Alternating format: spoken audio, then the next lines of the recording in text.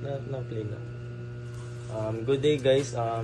As you can see, this is the current state of our thesis project entitled Microcontroller Based Drone Making Bento Machine. And as you can see, in our first module is the UI or the ordering system. So that's how we walk through. The first page of our UI shows the welcome page. Then after you click the enter, it will show you the customization page where you can select different flavors, the plain, the ube, and the langka. And after selecting your flavor, you can also select the quantity of turon that you want to buy. Example, you want 2 turon langka flavor, and as you increase or decrease the quantity of turon, it also display the default price. Then after settling your preferred flavor, you can click the next. Okay. And let's insert 20 pesos. Ayun, no?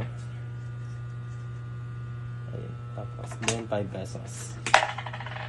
Then, okay, then after settling your payment, I'll show you our other modules, which is the peristaltic pump for our flavors, the ube and the langka. Then we also have a servo dispenser for the sugar, and a conveyor for the transferring of turon, the folding section, and the rolling. Then pakita natin to.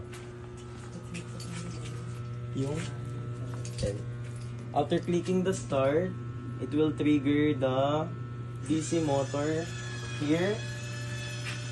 Ayan. And then it will trigger next the flavor, and wala yung sugar. Stop. Then the folding. And folding.